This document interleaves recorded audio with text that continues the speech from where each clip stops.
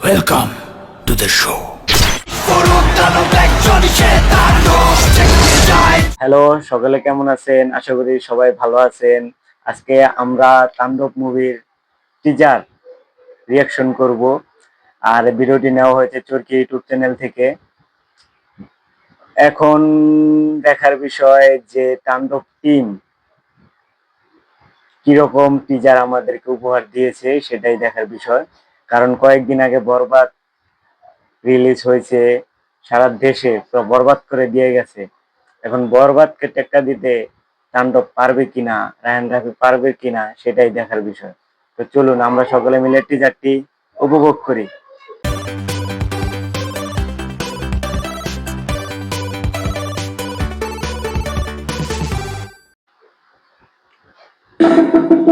আকস্মিকভাবে দেশের আবহাওয়ায় আমূল পরিবর্তন সংঘটিত হয়েছে। আজ দেশ জুড়ে ভয়াবহ দুর্যোগের সমূহ সম্ভাবনা রয়েছে। দেশের সব পুলিশ স্টেশনকে একটা জিনিস, রায়হান রাফির গত ঈদুল আজহা একটা মুভি রিলিজ হয়েছে তুফান। তুফানে যেভাবে টিজার রিলিজ করা হয়েছিল এবং টিজারটা যেভাবে শুরু হয়েছে, তাণ্ডবের টিজারটা ঠিক একইভাবে শুরু হয়েছে, একটি ওভার ভয়েস দিয়ে। 10 নম্বর মহাবিপদ সংকেত দেখাতে বলা হয়েছে। সমগ্র দেশের তাপমাত্রা এবং বাতাসের গতিবেগ আজ অস্বাভাবিক রকম ভয়ঙ্কর। সমগ্র দেশবাসীকে তাই আজ শাকিব খান এটা যেখানে অবস্থান করছেন সেখানেই অবস্থান করতে অনুরোধ জানানো যাচ্ছে।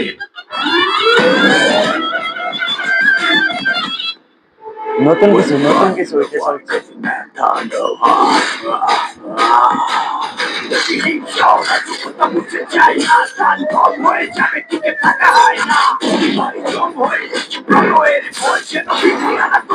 কিচ্ছু দেখায় না।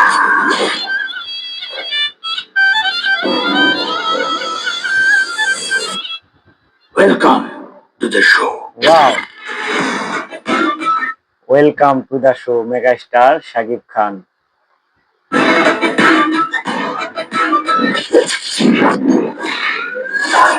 যেখানে যায় তুফানে তুলে যায় বিস্ফোরক দানব একজনই সে যতটুকু সম্ভব আমরা যতটুকু আজ করতে পেরেছিলাম যে এই মুভিটি একটি টিভি চ্যানেলে হামলার উপর ডিপেন্ড করে মুভিটি করা হচ্ছে। আর এখানে আরেকটা বিষয় সেটা জেনেছিলাম যে তাণ্ডব মুভির অধিকাংশ শুটিং নাকি এফডিসিতে করা হয়েছে, কিন্তু এখানে বোঝাই যাচ্ছে না যে এটা বাংলাদেশের এফডিসি। মানে এরকম ভাবে সাজানো হয়েছে সবকিছু। তাণ্ডব টিমকে আসলে ধন্যবাদ দিতে হবে।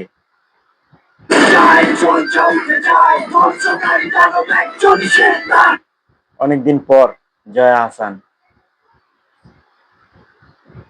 অনেকদিন পরে শাকিব খানের সাথে মুভি করতে চলেছে।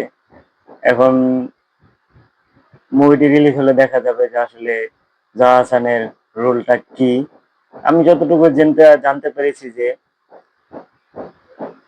জয়া আহসান একটি সাংবাদিক থাকবে মুভির ভিতরে, বা সাংবাদিকেরও চরিত্রে অভিনয় করবে। এখন বাকিটা দেখা যাক মুভিতে। তুফানে তুলে যায় বিস্ফোরক দানব একজনই সে যায় চর্চা উঠে যায় ধ্বংসকারী দানব একজনই সে কাট।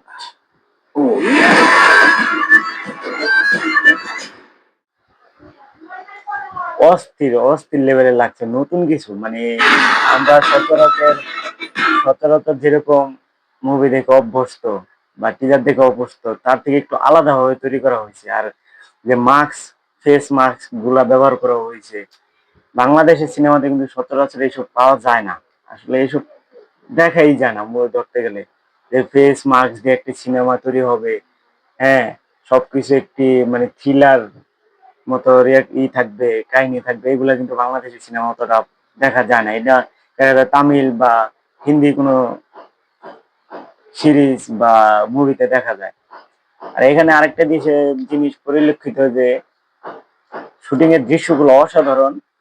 আর অনেকটাই মনে হয়েছে যে তামিল ফ্লেভার যুক্ত এরকম।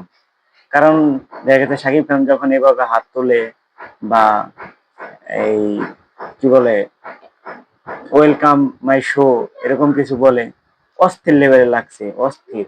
আর রায়ান রাফি তো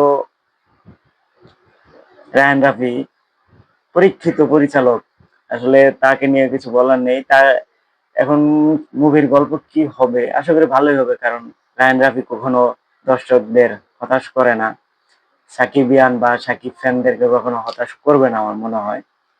বাকিটা ঈদুল আজহায় ছবি মুক্তি পেলে বোঝা যাবে। আমরা যতটুকু জানতে পেরেছি বা বিভিন্ন এই সিনেমা বিষয় যারা নিউজ করে সেসব বিষয় থেকে জানতে পারছি যে তাণ্ডব মুভিটা মূলত একটি টিভি চ্যানেল টিভি চ্যানেলের অফিস হামলাকে কেন্দ্র করে এই সিনেমাটি তৈরি হবে বা কাহিনী এগিয়ে যাবে। তো সেরকমই টিজারও সেরকম একটা দৃশ্য দেখতে পেলাম যে যে কোনো একটা জায়গায় শাকিব খান তার গ্যাংদের নিয়ে হামলা করছে ফেস মাস্ক ইউজ করে। তো বাকিটা সিনেমা হলে দেখা যাবে। আর জয়া আহসান তো সবসময় সেরা। এখানে কিন্তু একটি জিনিস, নায়িকা সাবিলা নূরকে কিন্তু এখানে ফেস করানো হয় নাই, এখনো না। তাকে হয়তো বা ট্রেলার জন্য রাখছে বা অন্য কিছুর জন্য, কিন্তু সাবিলা নূরকে খুব মিস করছি এখানে। হয়তো বা এর পরবর্তী তাণ্ডব ধামাকা আরো বড় আকার আসবে, সেজন্য হয়তো বা রিভিল করা হয় নাই সাবিলা নূরকে। তো বেস্ট অফ লাক তাণ্ডব টিম।